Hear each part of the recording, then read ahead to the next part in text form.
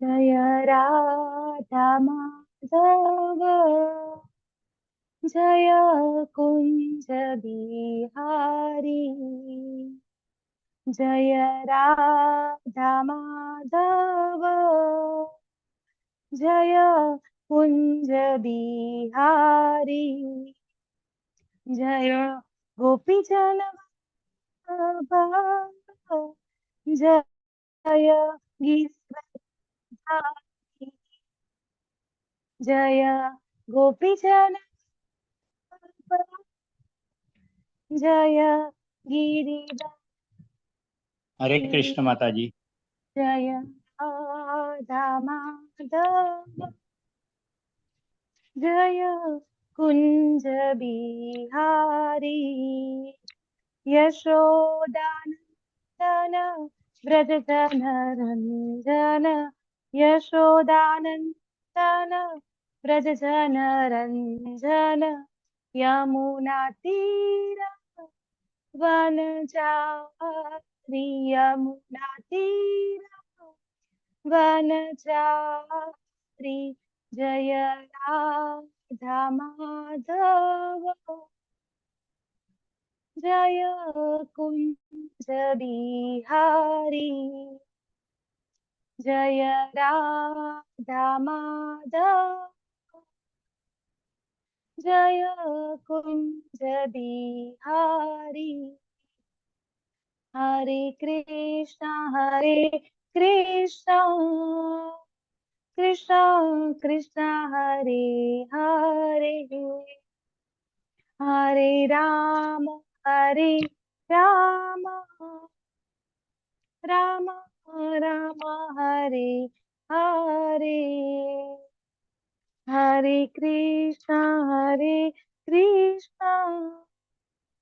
कृष्णा कृष्णा हरे हरे। हरे राम राम राम राम हरे हरे। हरे कृष्णा। हरे कृष्ण। हरे कृष्ण माता जी, हरे दंडवत कृष्ण प्रणाम। माता जी, दंडवत प्रणाम। हरे कृष्णा। हरे कृष्ण બધાને माताजी। સ્વાગત છે બધાનું. हरे कृष्ण माताजी। હરે કૃષ્ણ. મારો અવાજ બરાબર આવે છે ને? हाँ हाँ माता। माता जी। આપણે મંગલાચરણથી શરૂઆત કરશું. બધાનો ખૂબ ખૂબ આભાર જોઈન થવા માટે. ओम अज्ञानतिमिरान्धस्य ज्ञानाञ्जनशलाकया चक्षुरुन्मीलितं येन तस्मै श्रीगुरुवे नमः। श्रीचैतन्यमनोभीष्टं स्थापितं येन भूतले स्वयं रूपा कदा मह्यं ददाति स्वपदान्तिकम्। वन्देऽहं श्रीगुरो श्रीयुतपदकमलं श्रीगुरुन् वैष्णवांश्च श्रीरूपं साग्रजातं सगणरघुनाथान्वितं तं सजीवं सावद्वैतं सावधूतं परिजनसहितं श्रीकृष्ण चैतन्य देवं श्रीराधा कृष्ण पादान् सगण ललिता श्री विशाखान्वितांश्च। हे कृष्ण करुणा सिन्धो दीनबन्धो जगत्पते गोपेश गोपिका कान्त राधा कान्त नमोस्तुते। तप्त काञ्चन गौरांगी श्रीराधे वृन्दावनेश्वरी वृषभानुसुते देवी प्रणमामि हरिप्रिये। वाञ्छाकल्पतरुभ्यश्च कृपा सिन्धुभ्य एव च पतितानां पावनेभ्यो वैष्णवेभ्यो नमो नमः। जयो श्रीकृष्ण चैतन्य प्रभु नित्यानन्द श्री अद्वैत गदाधर श्रीवासादि गौरभक्तवृन्दा। हरे कृष्णा हरे कृष्णा कृष्ण हरे कृष्णा कृष्ण कृष्णा हरे हरे। हरे हरे हरे हरे हरे राम राम राम राम हरे हरे। राम हरे हरे। हरे ओम नमो कृष्ण। हरे हरे कृष्ण। कृष्णा। ओम नमो भगवते वासुदेवाय। ओम नमो ओम नमो नमो भगवते वासुदेवाय। वासुदेवाय। ओम नमो भगवते वासुदेवाय। ओम ओम ओम नमो नमो ओम नमो भगवते भगवते वासुदेवाय। ओम नमो वासुदेवाय। भगवते वासुदेवाय।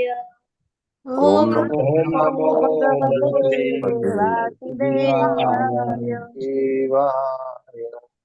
नारायणं नमस्कृत्य नरं चैव नरोत्तमम् નારાયણમસ્કૃત્ય નરં ચૈવ નરોત્તમં દેવીಂ સરસ્વતીಂ વ્યાસં તતો જયમુદીરયે. દેવી સરસ્વતીં વ્યાસં તતો જયમુદીરયે. શૃण्वतां स कथा कृष्ण पुण्या श्रवण कीर्तना. પુણ્ય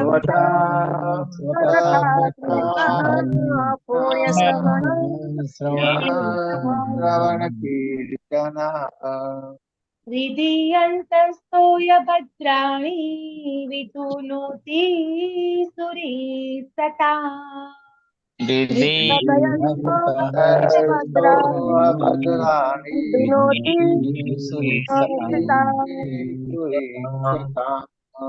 નશ્ચ પ્રાયેષ્વ ભદ્રેષુ નિત્યં ભાગવત સેવયા.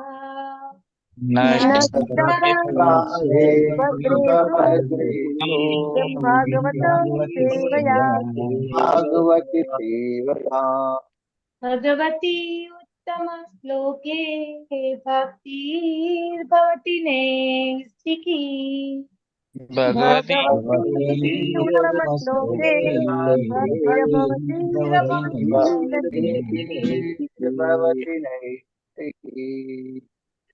નિત્યમ ઉત્તમ શ્લોક એવા ભગવાનની નામ લેવાથી, એમની સેવા કરવાથી નૈષ્ઠિકી ભક્તિ પ્રાપ્ત થાય છે.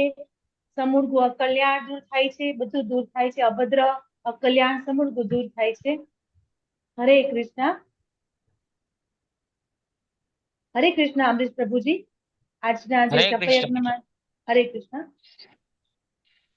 આજના જપયજ્ઞમાં કુમુદ સપ્તર્ષિ માતાજી, પૂનમ મંડલ માતાજી, સુરેશભાઈ પ્રભુજી, કીર્તિમાન સચીપુત્ર પ્રભુજી, અમરીશનાથ કૃષ્ણ પ્રભુજી, હેતર વાસિયા માતાજી, કિંજલ કોહલી માતાજી, જયેન્દ્ર પંચાલ પ્રભુજી, જીતેન્દ્રિય ગોપેશ પ્રભુજી, અનિતાબેન ગોયલ માતાજી, હિરલ પાઠક માતાજી, જયશ્રી પટેલ માતાજી, કલાવતી કરુણાદાત્રી માતાજી, હિરણમય કેશરી માતાજી, બ્રજરાની વિનીતા માતાજી, નેહલ પંચાલ માતાજી, રતિલાલ ઠક્કર પ્રભુજી, હિના મેવાડા માતાજી, રમેશ પટેલ પ્રભુજી, મોના અંધારિયા માતાજી, નૈના નડિયાદરા માતાજી, રાજેન્દ્ર પધારિયા પ્રભુજી, સ્વભક્તિ શ્રીયા માતાજી, રંજન પ્રજાપતિ માતાજી, વિપિન વિલાસ કૃષ્ણ પ્રભુજી, વંદના વિસ્પુતે માતાજી, નિર્મલા બરોટ માતાજી, હેમાંગી હરિપ્રદા માતાજી, ઉષાબેન માતાજી, ભૂપત મોરવડિયા પ્રભુજી, મીરા ભટ્ટ માતાજી, અર્ચનાબેન દવે માતાજી, ડોક્ટર કૃપાલી લડવા માતાજી, અંકિતા ભટ્ટ માતાજી, ગીતા પ્રિયા બ્રજરાની માતાજી, સ્વાતિ કરકર માતાજી, મુકેશ પ્રભુજી, નૈનેશ પ્રભુજી, વિમલા બ્રજરાની માતાજી, લલિત કુમાર વેદ પ્રભુજી, દર્શના ભટ્ટ માતાજી, લીલા મોહિની પ્રેમા માતાજી, સંજય માંગરોડિયા પ્રભુજી, વેલુભા વાઘેલા પ્રભુજી, ભાવિન પટેલ પ્રભુજી, અલ્પા ગૌર માતાજી,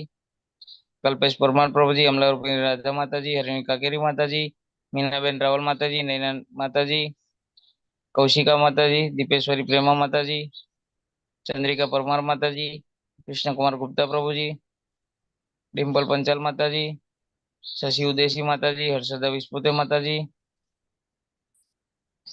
અમરીશ પટેલ પ્રભુજી, સુશીલા બગોરા માતાજી, વિશાલ પ્રભુજી, વિશાલ વોરા પ્રભુજી, કોકિલા માતાજી, સોયની માતાજી, હરે કૃષ્ણ માતાજી. ટોટલ 62 હતા.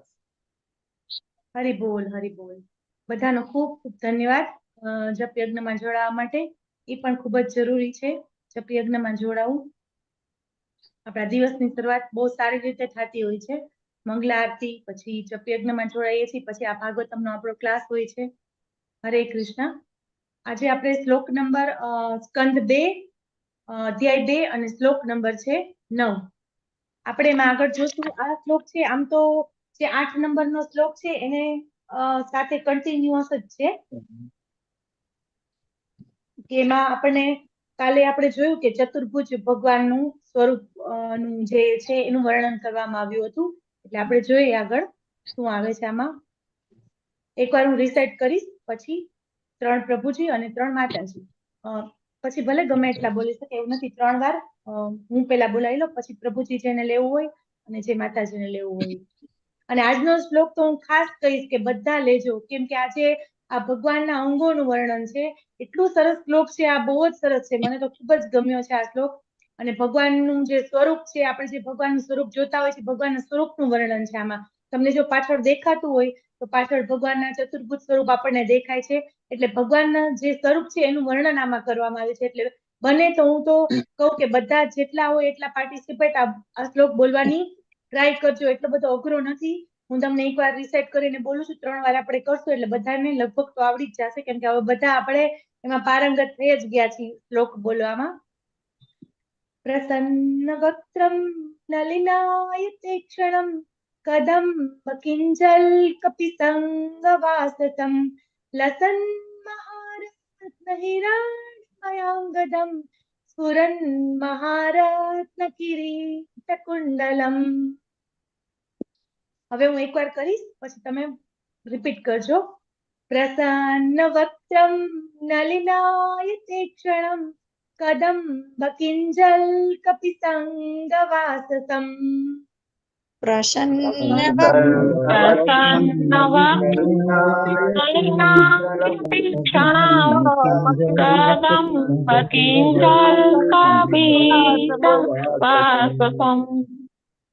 લસન મહારત્ન હિરણ્મયાંગદં સ્ફુરન મહારત્ન કિરીટ કુંડલમ.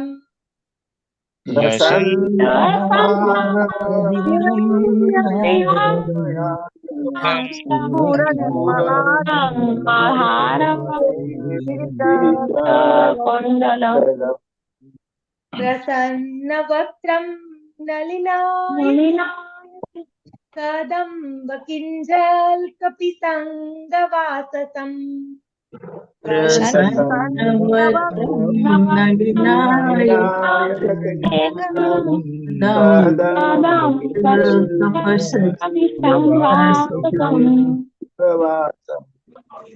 લસન ક્ષણમ કદમાસમમ યાંગદં લસન હિરણ્મયાંગદં સ્ફુરન મહારત્ન કિરીટ કુંડલમ.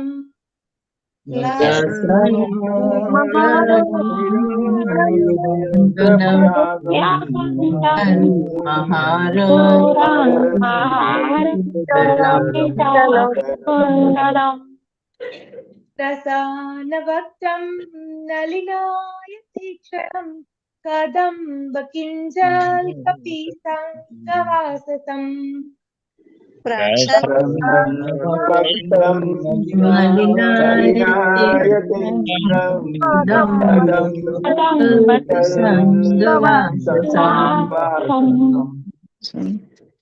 લસન મહારત્ન હિરણ્મયાંગદં સ્ફુરન મહારત્ન કિરીટ કુંડલમ.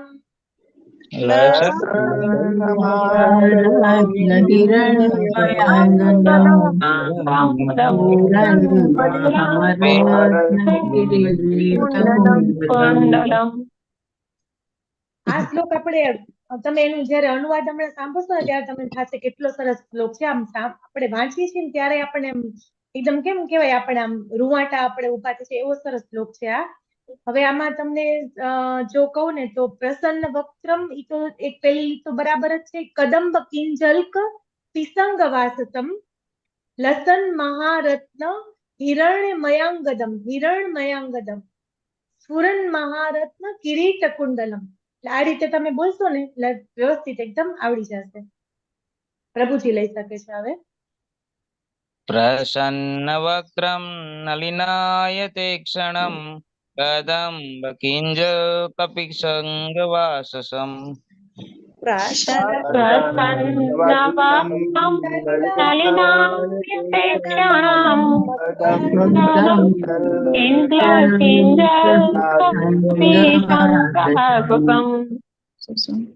લસન મહારત્ન હિરણ્મયાંગદં સ્ફુરન મહારત્ન કિરીટ કુંડલમ.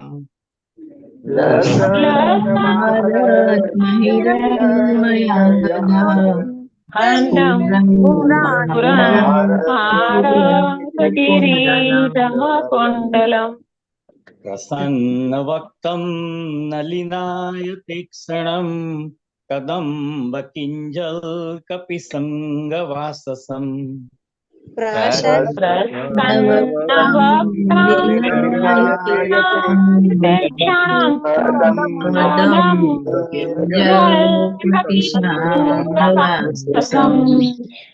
लसन्महारत हिरण्यमयागतं स्फुरन्महारत किरीटकुण्डलम्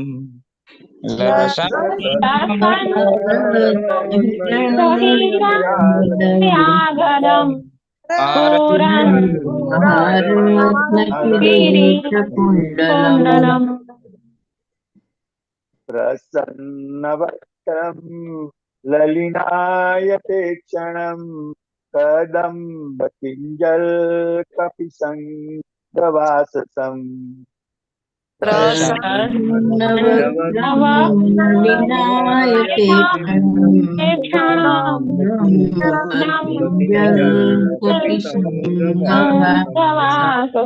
संगवाससं लसन्नमहारत्नहिरण्ययागं स्फुरन्दमहारत्नकिरीटकुण्डलम्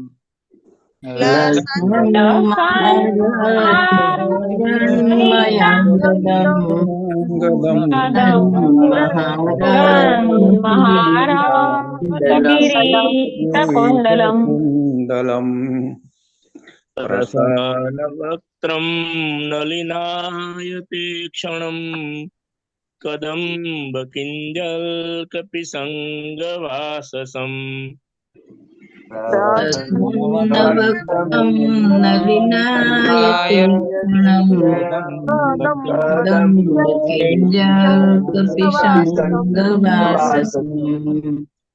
लसन्नमहारत्नहिरण्यमयङ्गलम् स्फुरन्महारत्नकिरीटकुण्डलम्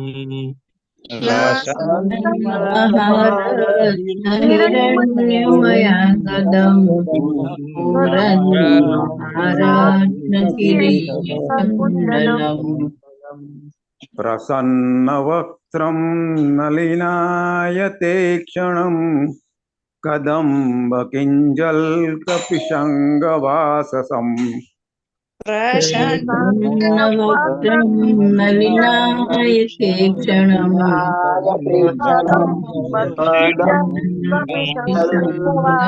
कपिसङ्गवाससम् लसन्महारत्नहिरण्यमयाङ्गदं स्फुरन्महारत्नकिरीटकुण्डलम्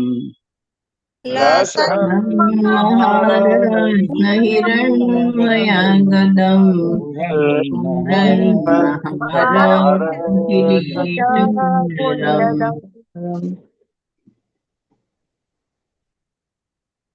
प्रसन्नवक्त्रं नलिनायते क्षणं कदम्ब किञ्जल्कपिसङ्गवाससम् प्रसन्नवक्त्रं नलिनायते क्षणं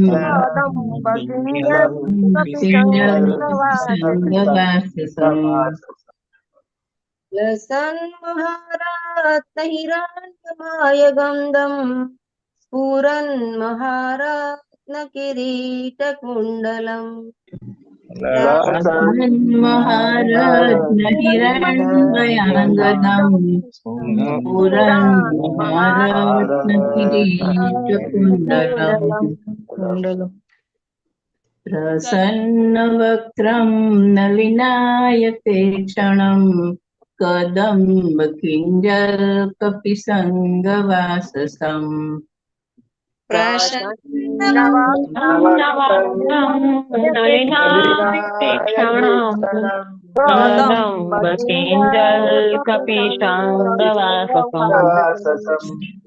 लसन्महारत्नहिरण्मयाङ्गदं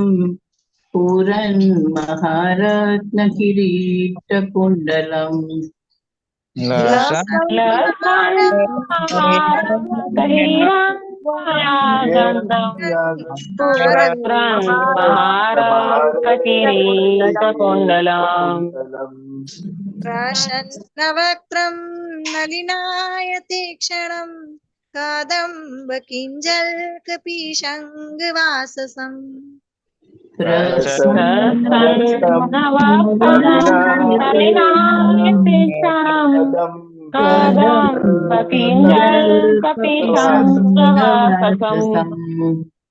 लासन्महारत्नहिरण्मयाङ्गदं स्फुरन्महारत्नकिरीटकुण्डलम्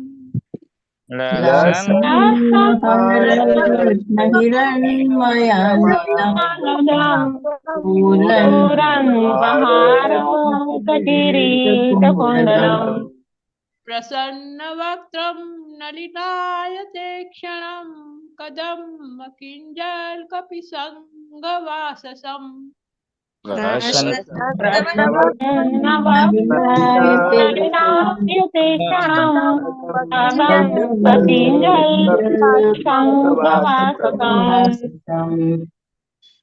महारत्नहिरण्यमयागदम् स्फुरन्महारत्नकिरीटकुण्डलम्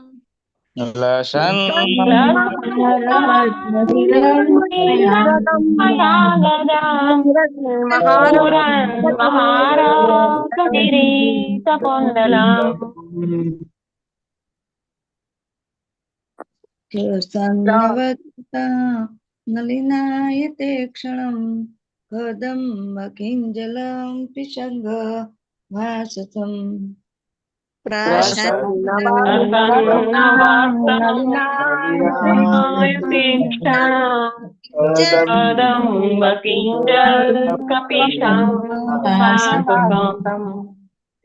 लसन्महारन्तहिरण्ययकगदं स्फुरन्महारतकिरीटं कुण्डलम्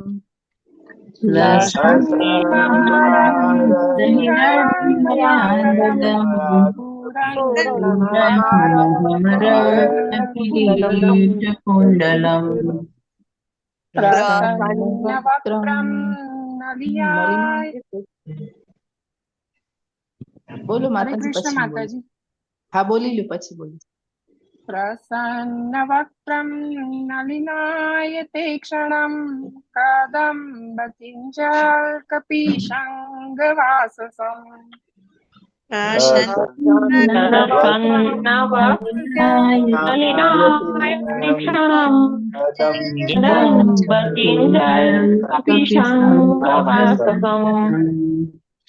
लासन्महारं हिरण्मयागदं स्फुरन्महारत्किरीटकुण्डलम्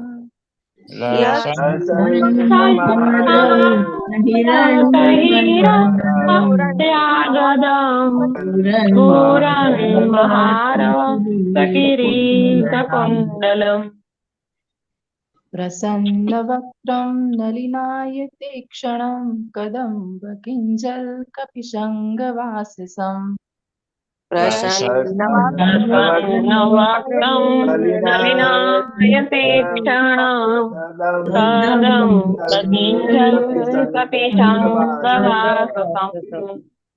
लसन्महारत्नहिरण्यमयागदं स्फुरन्महारत्नकिरीटकुण्डलम्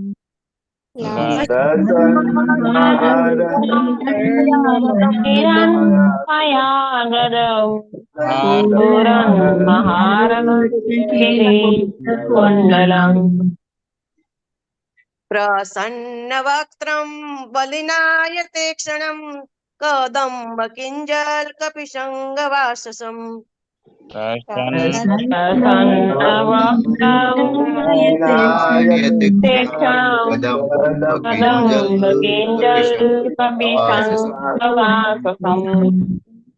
लसन्महारत्नहिरण्मयागदं स्फुरन्महारत्नकिरीटकुण्डलम्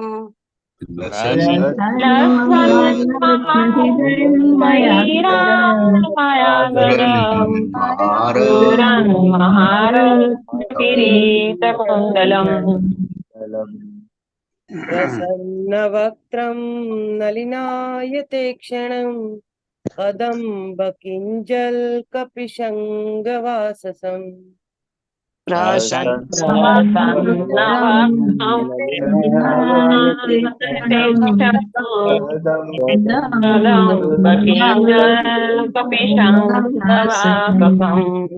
लसन्महारत्न हिरण्यमयागन् पूरन् महारत्न किरीटकुण्डलम्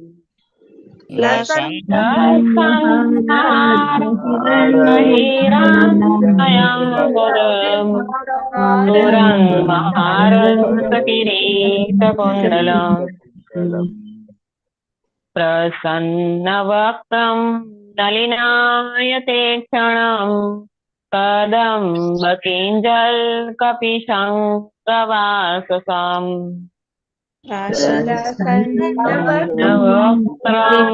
नलिनायते क्षणं कदम्बकिञ्जल्कपिशङ्गवाससम् लसन्महारतहिरण्मयागदम् पूरन्महारतकिरीटकुण्डलम्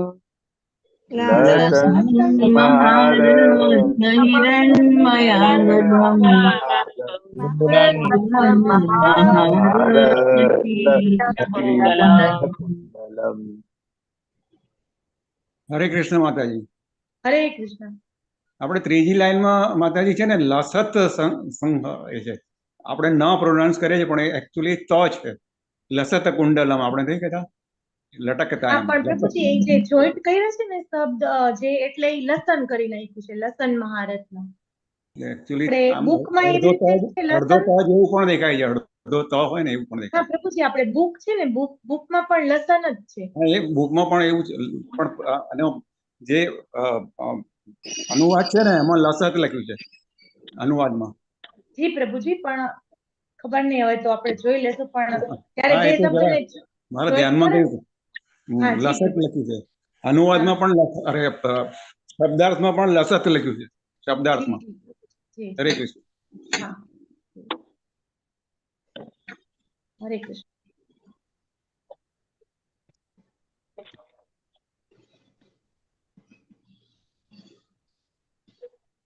ખૂબ જ સરસ શ્લોક છે આજનો. આજ તમે અનુવાદ જોશો એટલે તમને ખબર પડશે કે કેટલો સરસ આપણે શ્લોક બધાએ આજે રિસાઇટ કર્યો છે. અને બધાના મુખ પર થોડું થોડું પ્રસન્ન મુખ હોવું જોઈએ. આજે પ્રસન્ન વક્ત્રમ એટલે થોડુંક બધાના મોઢા ઉપર હાસ્ય હોય તો વધારે સારું.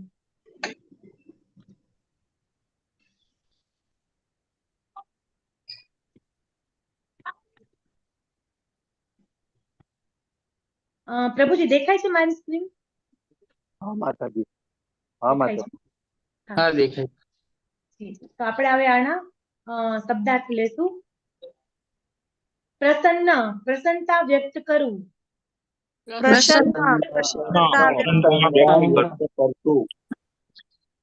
વક્ત્રમ, મુખ. નલિનાયત, કમળની પાંખડીઓની જેમ વિશાળ.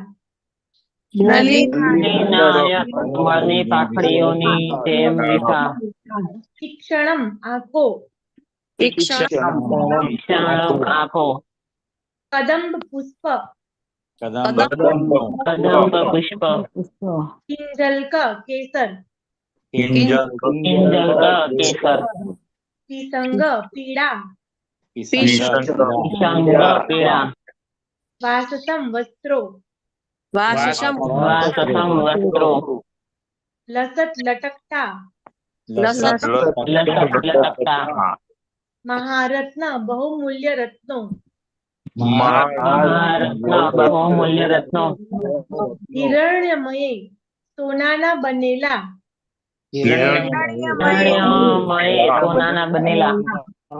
અંગદમ, આભૂષણો. પુરત, દૈદીપ્યમાન.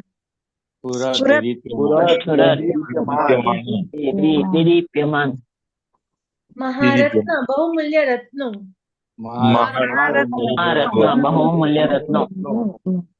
કિરીટ, મુકુટ.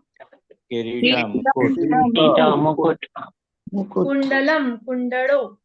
કુંડલમ કુંડલો અનુવાદ શ્રી પ્રભુપાદજી દ્વારા શ્રીલ પ્રભુપાદની જય. તેમનું મુખ તેમની પ્રસન્નતા વ્યક્ત કરે છે. તેમના નેત્રો કમળની પાંખડીઓ જેવા વિશાળ છે. તેમના વસ્ત્રો કદંબ પુષ્પના કેસર સમાન પીળા અને બહુમૂલ્ય રત્નો ગૂંથેલા છે. તેમના સર્વ આભૂષણો સુવર્ણના બનેલા રત્નજડિત છે અને તેઓ ઝળહળતા મુકુટ અને કુંડળ ધારણ કરે છે. છે ને કેટલું સરસ છે આ ભગવાનનું જે વર્ણન કરવામાં આવ્યું છે કે ભગવાન કેવા છે, એમની આંખો છે, કેવું એમનું મોઢું છે, કેવા એમના વસ્ત્રો છે, કેવા એમના અલંકારો છે, એના વિશે આમાં વર્ણન કરવામાં આવ્યું છે. ખૂબ જ સરસ છે વર્ણન અને અનુવાદ પણ. અને આજના શ્લોકમાં ભાવાર્થ નથી એટલે હેમા માતાજી કોણે હેન્ડ રેઝ કર્યો છે? હેમા માતાજીએ કર્યો છે ને.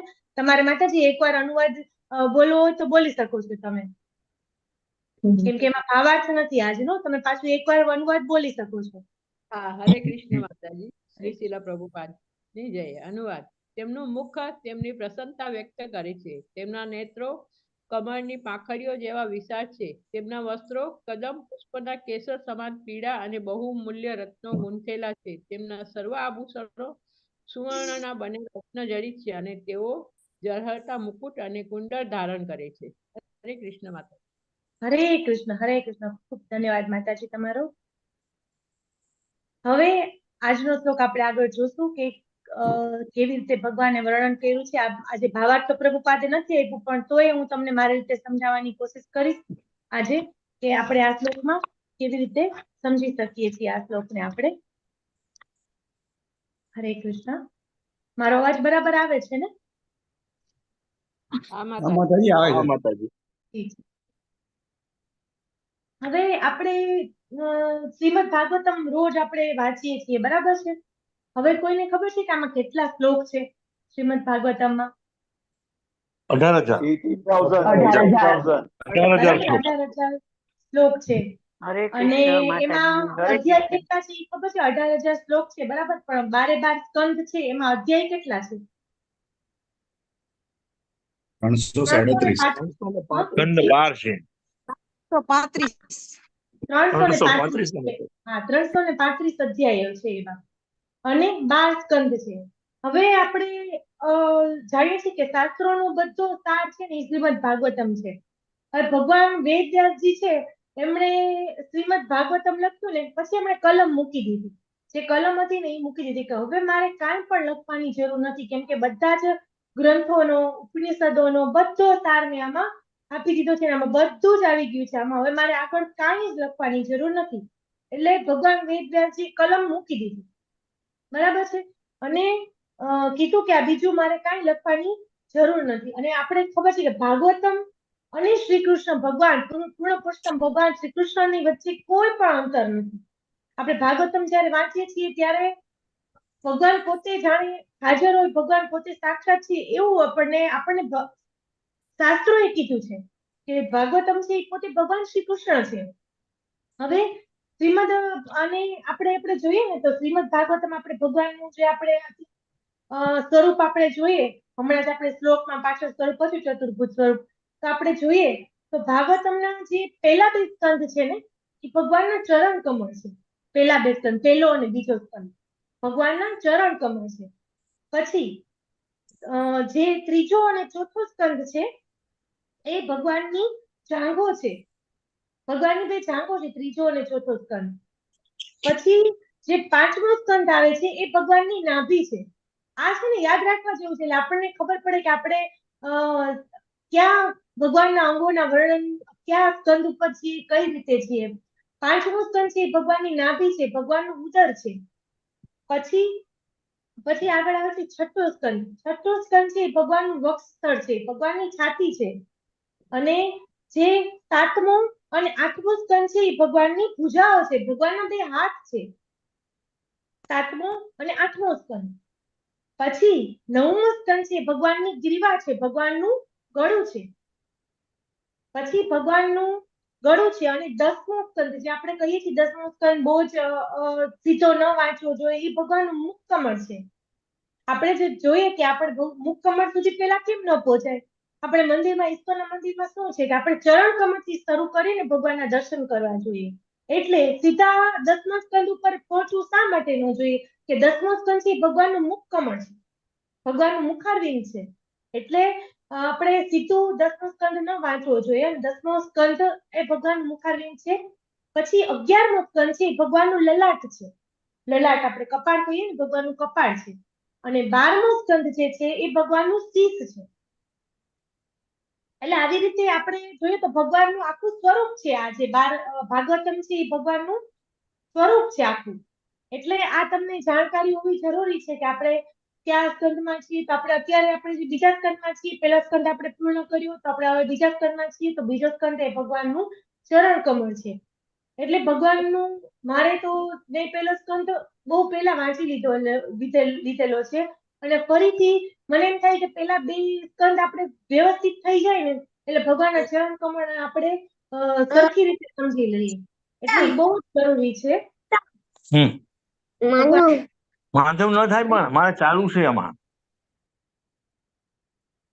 હરે કૃષ્ણ. પ્રભુજી હું તમને પોસ્ટ કરી દઉં છું. હરે કૃષ્ણ.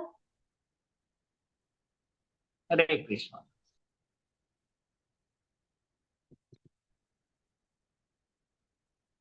હરે કૃષ્ણ. તો આ ભગવાનના આપણે જોયું કે ભગવાનના 12 સ્કંદ છે એ ભગવાનના એક એક અંગોનું વર્ણન છે. તો હવે આમાં પણ આપણે જોઈએ આ શ્લોકમાં તો એક એક શબ્દ આપણે જોઈએ ને, ભગવાન પ્રભુપાદે આપણને એક એક શબ્દોના શબ્દાર્થ સહિત આપણને ભાગવતમ આપ્યું છે. એટલે જ આપણે 12 સ્કંદ છે અને આપણે 18 બુક છે. આપણે જોઈએ ને તો આપણે 18 બુક, અને ઘણી ભાગવતોમાં આપણે જોઈએ તો એક કે 2 બુક હોય મોટી આવી, એમાં આખું ભાગવતમ થઈ ગયું હોય છે. તો આપણે પ્રભુપાદે શબ્દાર્થ સહિત આપણને આપ્યું છે. ભાવાર્થ પણ ખૂબ જ સરસ આપ્યા છે. પછી બધા જે મહાભાગવતો જેમણે ટીકાઓ લખ્યું એમની ટીકાઓ, બધાની ટીકાઓ શ્રીધર પ્રભુ છે.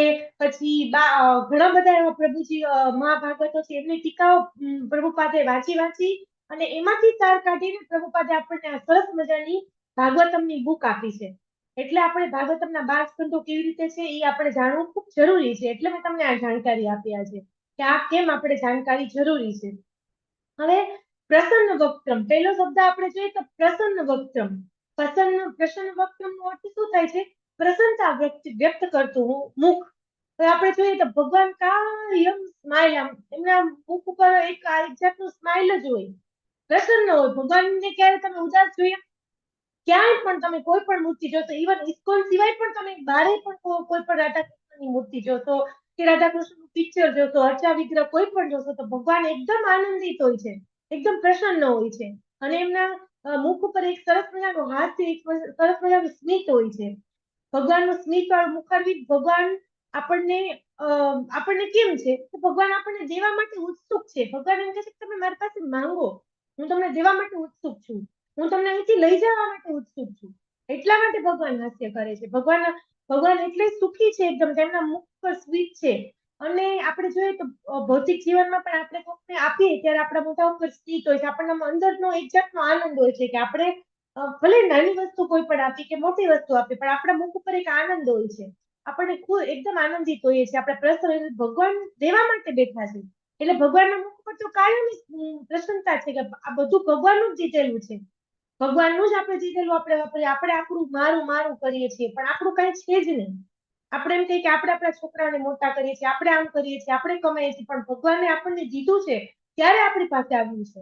ઇવન બાળકો પણ આપણને ભગવાને આપેલા છે ત્યારે આપણે એમનો આભાર માનવો જોઈએ. એટલે જયારે આપણે કોઈ પણ આપણે કહીએ ને કે ગિવિંગની એક વસ્તુ છે ને એમાં આનંદ રહેલો છે. એટલે ભગવાન પ્રસન્ન છે કે ભગવાન આપણને બધી વસ્તુ આપે છે. કોઈ વખત આપણી પાસેથી કઈ લેતા નથી. આપણે ભગવાનને પ્રસાદમ આપીએ છીએ પણ ભગવાનને પ્રસાદમની જરૂર છે ખરી? એ આપણા માટે આપણે ભગવાનને પ્રસાદ ધરાવીએ છીએ કે ભગવાનની એમાં દ્રષ્ટિ આવી જાય તો આપણે બધા પાપોથી મુક્ત થઈ. આપણે ભગવદ્ ગીતામાં વાંચીએ છીએ કે જયારે કોઈ પણ વસ્તુ વાવીએ છીએ તો એમાં કેટલા બધા બને છે, ઘઉં બને છે, એમાં કેટલા બધા પાપ હોય છે. તો એ બધા પાપમાંથી આપણે મુક્ત થઈ એના માટે આપણે ભગવાનને પ્રસાદ ધરાવીએ છીએ. ઇવન પ્રસાદ ઈ પણ ભગવાને જ આપણને આપેલું છે ને આમ જોવા જઈએ તો. એટલે ઉદાહરણ તરીકે આપણે જોઈએ તો જો દેવાની વૃત્તિમાં આનંદ હોય છે, પણ કંજૂસ માણસ હોય ને એને આ આનંદ કોઈ દિવસ પ્રાપ્ત ન થાય. કંજૂસ માણસને ન થાય, એને કોઈ દી કે એના હાથમાંથી ધન તો છૂટતું જ ન હોય, એટલે એને કોઈ દિવસ આ આનંદ ના મળે. હવે આપણે જોઈએ કે મંદિરમાં ક્યારે આપણને સેવા મળે પ્રસાદ દેવાની, કે આપણે પ્રસાદ સ્પોન્સર કર્યો હોય મંદિરમાં કે ક્યાંય પણ, તો આપણને કેટલો આનંદ થાય છે. આપણે એટલા બધા આનંદિત, આપણે હસવાની જરૂર, આપણે એમને જ આપણા મોઢા ઉપર પ્રસન્નતા આવી જાય છે. એકદમ પ્રસન્નતા આપણા મુખ ઉપર આવી જાય કે આપણે બધાને આજે ભલે નાનું હોય કે આપણે જે પણ કંઈ પણ કર્યો હોય પ્રસાદ આપણી શક્તિ પ્રમાણે જે પણ કર્યું હોય, પણ તો પણ આપણા મુખ ઉપર એક આનંદ આવે છે અને મુખ ઉપર એક સ્મિત આવે છે. ભગવાન પણ આપણને એ રીતે દેવા માટે તત્પર છે. ભગવાન જેમ ક્યારેય આપણે જોયું, ભગવાન ક્યારેય કોઈ પણ આમ મૂડી થઈને બેઠા હોય કે આમ વિચારતા હોય કે હવે મારે શું કરવું, કેમ કરવું, ભગવાન ક્યારેય આમ ગંભીર નથી હોતા કે આમ મૂડમાં હાલો આજ મને ગમતું નથી એટલે ખીજમાં મોઢું હોય, આમ કરીને આમ આંખો એકદમ ખુલેલી હોય ને ગુસ્સામાં હોય, એવું આપણે ક્યારેય જોયું ના. કેમ કે ભગવાન કાયમ સ્મિત સાથે હોય છે.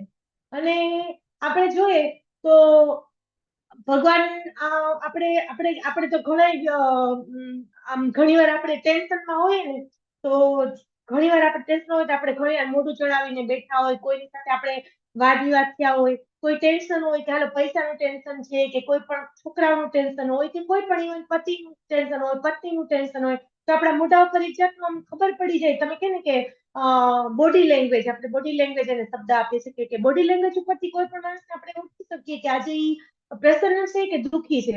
તમે એના ચહેરાના હાવભાવ જુઓ ને તો તમને ખ્યાલ આવી જાય કે આજે એનો મૂડ કેવો છે.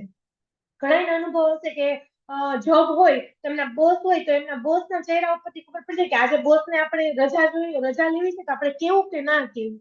એમના ચહેરા ઉપર ખબર પડી જાય કે ના આજે હું કહીશ તો રજા મને મળવાની છે જ નહીં. એટલે એવી રીતે હોય છે. પણ આમ જોવા જઈએ તો આપણે આમ ટેન્શનમાં કે હું કેમ કરીશ, શું કરીશ, કેમ થશે, શું થશે, એવી રીતે આપણે વિચારતા કરીને આમ બેસી જતા હોય છે ગંભીર મુખ કરીને. પણ જેને દુનિયા ચલાવવી છે, જે દુનિયા આપણને જે આ વસ્તુ આપી છે, જેને દુનિયા ચલાવે છે, એના મોઢા ઉપર તો સ્મિત જ છે. આપણે ખોટા ટેન્શન લઈને બેઠા છીએ. જેને દુનિયા ચલાવી છે, જેને કઈ પણ કરવું છે, એના મોઢા ઉપર તો સ્મિત જ છે. તો આપણે શું કામ ટેન્શન લેવું જોઈએ? હું એમ કહું કે આપણે ટેન્શન લેવાથી કઈ થતું હોય, જો આપણે ટેન્શન લઈએ કે હાલો હું ટેન્શન આજે આખી રાત લઉં, આજે હું રોઈ લઉં, કે હું મારું મોઢુંમાં દુઃખ રાખું તો મારા બધા પ્રોબ્લેમો દૂર થઈ જવાના છે, તો શા માટે આપણે તો પછી આપણે ટેન્શન લઈએ? તો પણ હું પણ ટેન્શન લઉં, ચાલો મારા દુઃખ દૂર થઈ જવાના છે તો હું કાલથી ટેન્શન લેવાનું શરૂ કરીશ. તમારી પાસે ક્લાસ લેવાનું ત્યારે પણ હું આવું મોટું કરીને બોલીશ, હાલો આપણે ક્લાસ કરવાનું છે, આમ તેમ ગમે એ પણ. તો ટેન્શન લેવાનું હોય તો આપણે થઈ શકીએ, આપણે કરી શકીએ. પણ ના, એવું નથી કે આપણે ટેન્શન લેવાથી આપણાથી કઈ થવાનું જ નથી. ભગવાન જ દુનિયા ચલાવવાની છે, ભગવાન જ બધું કરવાના છે, તો આપણે શા માટે ટેન્શન લેવું જોઈએ? ભગવાનને ચિંતા નથી. ભગવાન ચિંતા કરે છે કે હાલો આજે આ બધા જે છે એમણે ભગવદ્ ગીતા વાંચી છે, હરે કૃષ્ણ મહામંત્ર કરે છે, તો હું એમને આટલા બધા પાપ છે તો એમને કેમ મુક્ત કરીશ, એમને કેમ આ પાપોમાંથી મુક્તિ અપાઈશ, કેમને એમને ભગવત ધામ લઈ જાય, એવું ટેન્શન ભગવાન કરે છે. ભગવાન જો એવું ટેન્શન કરે તો ભગવાનના મુખ ઉપર કોઈ દિવસ સ્મિત જ ન હોય. ભગવાનનું જે હાસ્ય હોય જ નહીં, કેમ કે આપણે એકની વાત કરીએ છીએ, ભગવાન તો આખી દુનિયા ચલાવવાની છે.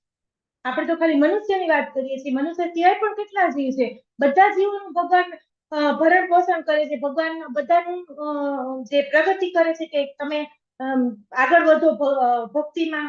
ભગવાનની આપણી ઈચ્છાઓ આપણે અત્યારે ભગવાન પાસે આપણે અત્યારે ભક્તિમાં છીએ તો ભગવાનનું નામ લે, એ પહેલા પણ ભગવાને આપણી શું બધી જરૂરિયાતો પૂરી નથી કરી? ભગવાનનું નામ નહોતા લેતા ત્યારે પણ ભગવાને શું આપણી જરૂરિયાતો પૂરી નથી કરી? આપણને જે પેલા જે શ્વાસોશ્વાસ મળે છે એ તો સૌથી મોટી વસ્તુ છે કે ક્યારેય પણ શ્વાસોશ્વાસ ઓછા પડે છે? હમણાં જો વિચાર કરી છે કે એકદમ વરસાદ આવતો હતો, ખૂબ જ વરસાદ, તો બારે હતી હું પલળતી હતી, પણ વરસાદ હોય તો આપણા શ્વાસ તો ચાલુ જ છે. વરસાદ છે તો એમાં આપણે વિચાર કર્યો છે પછી કે જો વરસાદ હોય એટલો બધો તો હવાને જગ્યા તો પણ મળી જાય છે, તો પણ આપણા શ્વાસ ચાલુ હોય છે. વરસાદ હોય તો સમજી શકીએ કે વરસાદ આવતો હોય તો વાયુ ક્યાંથી રહે, હવા શ્વાસ આપણા કેવી રીતે આપણે લઈ શકીએ, પણ તોય આપણા શ્વાસ ચાલુ છે. હું એ જ વિચાર કરતી હતી કે તોય આપણા શ્વાસ ચાલુ જ છે, તોય પણ ઓક્સિજન આપણે આપણા વાતાવરણમાં હોય જ છે વરસાદ હોવા છતાં પણ. એટલે ભગવાને જો આપણે ભગવાનની ભક્તિમાં નતા તો પણ ભગવાન આપણી જરૂરિયાતો બધી પૂરી પાડતા જ હતા. તો હવે આપણે ભગવાનની ભક્તિ કરીએ છીએ તો શા માટે ટેન્શન લેવું? કોઈ પણ વસ્તુની ચિંતા શા માટે કરવી જોઈએ? અને દુનિયા જેને ચલાવવી છે, ભગવાનની દુનિયા કોણ ચલાવે છે? આપણે તો નથી જ ચલાવતા. આપણે આપણા ઘરનું કદાચ કરતા હોય તો આપણે એમ કહીએ કે હું કરું છું. બીજાનું તો કોઈનું આપણે કરવા નથી જતા. ઇવન આપણા ઘરનું પણ આપણે કરીએ છીએ તો પણ આપણે તો નથી જ કરતા. એ ભગવાન જ ચલાવે છે આપણું પણ બધું. તો પણ આપણે એમ વિચારીએ છીએ કે આપણે કરીએ છીએ, તો શા માટે ચિંતા કરવી જોઈએ? હું એમ કહું કે ભગવાનની આપણે ચિંતા કરવી જ ન જોઈએ. અને એક સરસ મજાનું મેં બહુ પહેલા સાંભળ્યું કે ભગવાન હે તો ફિક્ર ક્યું और ભગવાન નહીં હે તો જિક્ર ક્યું. આ બહુ જ સમજવા જેવી વસ્તુ છે, એકદમ સમજવા જેવી વસ્તુ છે કે ભગવાન છે તો પછી ચિંતા શા માટે? ચિંતા શું કામ કરો છો? જો ભગવાન તમે ભગવાનનું નામ લ્યો છો તો પછી શા માટે ચિંતા કરવી જોઈએ? આપણા ચિંતા કરવાથી કાંઈ નથી થવાનું. અને જો ભગવાન નથી અને જો ચિંતા કરો છો તમે અને ઓર ભગવાન નહીં હે તો ફિક્ર ક્યું. તો જો ભગવાન નથી તો પછી ચિંતા કરો છો તો ભગવાન છે જ નહીં. તમે ચિંતા કરો છો એનો મતલબ એ કે તમે ભગવાનમાં માનતા નથી. ચિંતા કરીને તમે આજે કોઈ પણ પાસે એક પ્રશ્ન આવ્યો, કોઈને કઈ ઉદાહરણ તરીકે આપણે લઈએ કે કોઈને ઘરમાં કઈ પણ માંદગી આવી, બરાબર છે, તો હવે સતત ચિંતા કરશે તો એની તબિયત વધારે કઠોરશે. એના બદલે ભગવાન ઉપર છોડી દેશે કે જો ભગવાને મારા જીવનમાં જે ધાર્યું હશે એ થવાનું છે, એ થશે તો હું ભગવાનના નામ શું કામ એને ન લઉં? તો તમે ચિંતા મુક્ત થઈ જશો તો તમારી તબિયત આપોઆપ સારી થઈ જશે. ભગવાન ઉપર તો તમે છોડી દેશો તો. એટલે જો આ શબ્દ એક તમે આ સૂત્ર લખી રાખજો કે ભગવાન હે તો ફિક્ર ક્યું और ફિક્ર ભગવાન નહીં હે તો फिर जिक्र क्यों. આ સૂત્ર બહુ જ સરસ છે. ભગવાન હે તો ફિક્ર ક્યું और ભગવાન નહીં હે તો પછી એનું જિક્ર ક્યું. એનું આપણે શું કામ એનું નામ લઈએ છીએ? અને એક બીજું પણ સરસ છે, મન કા હો તો અચ્છા, મન કા ના હો તો જ્યાદા અચ્છા. હવે આ તમે સમજી શકો, આપણા મનનું થાય તો આપણને મજા આવે કે હાલો સારું, ખૂબ જ સારું. પણ આપણા મનનું ન થાય તો વધારે સારું એમ સમજવું જોઈએ. કારણ કે ભગવાન આપણા મનનું ન થયું તો એ ભગવાનનું ધાર્યું હતું. અને કોઈ પણ મા બાપ છે એ પોતાના પુત્ર માટે 2-3 કડવા શબ્દો કહે અને જ્યારે કઈ પણ તોફાન કરતો હોય તો એને કડવા શબ્દ કહે એને મારે, તો એ શેના માટે હોય? એના સારા માટે હોય છે. જો નાનપણથી આપણે બાળકોને ખીજાઈએ નહીં કોઈ પણ એના વસ્તુમાં તો એના સંસ્કારો સારા ન આવે અને એને સારું જીવન ન પ્રાપ્ત થાય. એટલે જો આપણને આપણા માટે જે વસ્તુ આપણે ઈચ્છીએ છીએ એ વસ્તુ આપણા માટે સારી નહીં હોય તો ભગવાન આપણને આપશે જ નહીં. ભગવાનને ખબર છે કે અત્યારે એના માટે અમૃત સમાન છે અને પછી ઝેર સમાન છે. એટલે ભગવાન આપણને જે વસ્તુ આપશે એ આપણા માટે સારી હશે તો જ આપણને આપશે. એટલે આપણે ધ્યાન રાખવું જોઈએ કે જો ભગવાન આપણા મનનું થાય તો સારું ચાલે, અને ભગવાનનું મનનું થાય તો હરી ઈચ્છા સમજીને આપણે એને સ્વીકારી લેવું જોઈએ. એક સરસ નાનકડી તમને બધાને લગભગ આ સાંભળી જ હશે કે એક બાળક હોય છે, એ એક દુકાનમાં જાય છે એની માતા સાથે, અને દુકાનદારી બાળક એકદમ સરસ હોય છે ને તો દુકાનવાળો એ બાળકને કહે છે કે તું આમાંથી એક ચોકલેટ લઈ લે. તો એ બાળક લેતો નથી. એની મમ્મીએ પણ કીધું કે ચોકલેટ લઈ લે. એના દુકાનદારે 2-3 વાર કીધું તો પણ ના લીધી. પણ પછી જયારે એની માતાએ કીધું તો પણ ના લીધી. પછી દુકાનદાર કે ચાલો આ તો નથી લેવાનું. દુકાનદારે મુઠ્ઠી ભરીને એને ચોકલેટ આપી દીધી. તો આ બધાએ લગભગ સાંભળ્યું હશે પણ હું આ રિપીટ કરું છું કે આપણે થોડુંક મગજમાં ઉતરવું જોઈએ. તો પછી એની માતાએ ઘરે આવીને પૂછ્યું કે માં બેટા તે કેમ, મેં કીધું, દુકાનવાળા અંકલ કહેતા હતા તો પણ તું કેમ ચોકલેટ નહોતો લેતો? તો કે મમ્મી જો હું ચોકલેટ મારા હાથે લઈશ તો મારા હાથ તો સાવ નાનકડા છે, એમાંથી 1 કે 2 ચોકલેટ આવત, પણ જો અંકલે મને ચોકલેટ આપી તો મુઠ્ઠી ભરીને કેટલી બધી ચોકલેટ મને મળી, એટલે કે મેં નહોતી લીધું. હવે આમાં સમજવાની વસ્તુ એ છે કે આપણે માંગીને શું માંગશું? એક મુઠ્ઠી જેટલું, એક ચપટી જેટલું માંગશું. ભગવાન આપણને સાગર જેટલું આપવા માંગે છે. એટલે જો ભગવાન આપણને આપશે ને તો એ આપણા માટે એક સાગર સમાન હશે, સાગર જેટલું આપણને આપશે. એટલે આ વસ્તુ એક સમજવા જેવી છે. અને ભગવાનને બધા પ્રશ્નો હલ કરવાના છે. ભગવાનને બધા પ્રશ્નો કે હાલો, ભગવાન એમ કે છે કે સર્વધર્મ, ગીતામાં કહે છે કે સર્વ ધર્માન પરિત્યજ્ય મારા શરણેમાં આવી જાઓ. સર્વધર્મને પરિત્યજ્ય કરીને મૂકીને તમે મારા શરણે આવો. તો ભગવાન આપણે ધર્મ બધા છોડીને આપણે ભગવાનના શરણે બધા શરણાગતિ લઈએ છીએ તો ભગવાન ટેન્શનમાં થોડા આવી જાય છે કે હાલો હવે મારે ટેન્શન આવી ગયું, આટલા બધા હવે મારું નામ લે છે, મારું ભક્તિ કરે છે તો મને ટેન્શન આવી ગયું તો આ બધાનું શું કરીશ, કેમ કરીશ, આટલા બધા ક્યારે ભગવાનનું આજે ભાગવતમ 37 જણા ભાગવતમ કરે છે તો હું એ લોકોને કેમ એના પાપોમાંથી મુક્તિ અપાવીશ. ભગવાનને ટેન્શન નથી, ભગવાન એ ટેન્શન કરતા જ નથી, કેમ કે ભગવાન સહજતાથી બધી વસ્તુઓ કરે છે અને ભગવાનના મુખ ઉપર હાસ્ય હોય છે. અને ભગવાનને આ બધી એટલે જ આપણે જોઈએ ને તો ભગવાનને આપણે જ્યારે આપણે દર્શન કરવા જઈએ તો એટલું સરસ હાસ્ય હોય, એટલા એના આપણે આ અલંકારો પહેરે, આપણે જોઈએ કે ભગવાને સરસ આજે શણગાર કરેલો છે, પણ એ શણગાર કરેલો છે એટલે સરસ નથી લાગતા, પણ એ ભગવાનની અર્ચા વિગ્રહ એટલો સરસ છે, સ્મિતકાળ એટલા ભગવાન એમાં આવી ગયા છે, આપણને દર્શન અર્ચા વિગ્રહ તરીકે આપે છે, એટલે એ બધા અલંકારોનું પણ મૂલ્ય વધી ગયું છે. અલંકારો એટલે અલંકારોનું જે સુશોભન એનું પણ વધારે સારું લાગે છે, કારણ કે એ ભગવાને પહેરેલા છે એટલા માટે. અને આમ જોવા જઈએ તો ભગવાન પાસે કોઈ પણ શસ્ત્ર છે, આપણે રાધા કૃષ્ણની કોઈ પણ મૂર્તિ જોઈએ તો ભગવાન પાસે સ્મિત છે, બરાબર છે, પણ કોઈ પણ શસ્ત્ર એમની પાસે નથી. એમની પાસે બાંસુરી છે, સરસ મજાના અલંકારો છે, ત્યારે પણ ચતુર્ભુજ આપણે સ્વરૂપ જોઈએ તો એમના હાથમાં કમળ હોય છે અને એવું બધું હોય છે, તો પણ રાધા કૃષ્ણની જે મૂર્તિ હોય છે એમાં તો આપણને કોઈ પણ શસ્ત્ર નથી જોવા મળતા. એટલે ભગવાનનું સ્મિત છે એ જ ભગવાનનું શસ્ત્ર છે. ભગવાન એનાથી જ આપણે બધા દુઃખો હરી લે છે, આપણા બધા મનની જે ચંચળતા હોય છે, મનની જે અપવિત્રતા હોય છે, ભગવાન એનાથી જ હરી લે છે.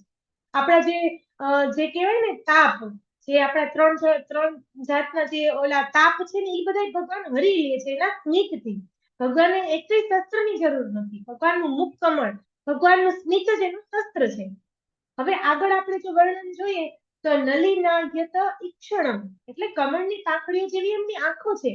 કમળની પાંખડીઓ તમે જો ને તો કમળ બે જાતના હોય, કમળ બંધ પણ હોય અને કમળ ખીલેલું પણ હોય, બંધ ખીલેલું. તો ભગવાન જયારે આંખો બંધ કરે છે ત્યારે કમળ બંધ હોય એવું, અને આંખો જયારે ખોલે છે ત્યારે ખીલેલી જે કમળની પાંખડીઓ કેવી હોય, ખીલેલી એકદમ એવી એમની આંખો છે, એટલી સરસ એમની આંખો છે. એટલે આમાં આંખોનું પણ સરસ વર્ણન કરવામાં આવ્યું છે. અને કમળ આપણે એમ જોવા જઈએ તો કમળને આપણે ભગવાનના હાથમાં કમળ હોય, વિષ્ણુના હાથમાં કમળ હોય છે, તો આપણે એ પણ એક શસ્ત્ર જ છે. કમળને એક શસ્ત્ર તરીકે આપણે સમજવું જોઈએ, કારણ કે કમળનું જે પુષ્પ હોય તમે જુઓ ને તો તમે ભગવાનને ચડાવીને એકવાર પેલા તો તમે આપણે પેલા ભગવાનને ચડાવીને તમે તમારા શરીરથી અડાડી જોજો, એટલું ઠંડુ હોય છે. જે એની દાંડડી હોય ને, જે નીચે દાંડી મોટી હોય છે ને, એકદમ ઠંડક આપે કમળનું પુષ્પ. આપણે આમ અડાડીએ ને આપણે શરીરના અંગો સાથે એકદમ ઠંડક લાગે આપણને. એટલે ભગવાનની જે આંખો છે એ આપણને ઠંડક આપે છે. એ કેવા માંગે છે આમાં કે ભગવાનની આંખો આપણને જે એકદમ ખીલેલી કમળ જેવી છે, આપણને આંખો ઠંડક આપે છે ભગવાનની આંખો આપણને. અને ભગવાનની આંખોથી આપણા જે ભવતાપ છે એ દૂર થાય છે, આપણા જે દુઃખો છે, આપણા તાપ છે, એ બધા દૂર થાય છે ભગવાનની આંખો આપણે જોવાથી. અને ભગવાનની આંખોમાં એટલું બધું આમ કહેવાય ને કે ઠંડક રહેલી છે, એટલું બધું સ્મિત છે ભગવાનના મુખ ઉપર, આંખોમાં એટલી બધી ઠંડક છે. એટલે આપણા બધા તાપ આપણે થોડીક વાર માટે જો મંદિરમાં જાય ભગવાનને જોઈએ તો થોડીક વાર માટે આપણે બધું ભૂલી જ જાય. ભગવાનનું સ્વરૂપ એટલું બધું સરસ છે એટલે આપણે થોડીક વાર માટે તો બધું ભૂલી જાય, આપણા દુઃખો છે, આપણા પ્રોબ્લેમ, આપણા બધું આપણે ભૂલી જઈએ છીએ. કોઈ પણ માંદગી હોય એ પણ આપણે થોડીક વાર માટે ભૂલી જતા હોઈએ છીએ. એટલે કમળનું ભગવાનને જે કહેવાય ને કે ઓલું આપવામાં આવ્યું છે, ઉપમા, આંખોની ઉપમા કમળ સાથે એટલે સરખાવવામાં આવ્યું છે.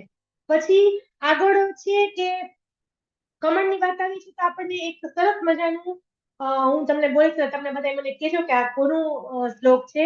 નમઃ પંકજ નાભાય નમઃ પંકજ માલિને નમઃ પંકજ નેત્રાય નમસ્તે પંકજાંઘ્રય. કુંતી મહારાણી. શ્લોક આપણે કુંતી હા જી, હરિબોલ બધાને યાદ છે.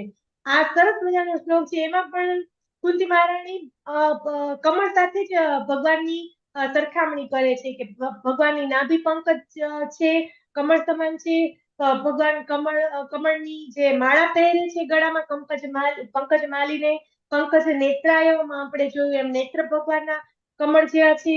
અને ભગવાનના પંકજાંઘ્રે ભગવાનના ચરણ કમળ પણ એકદમ કમળ જેવા કોમળ છે.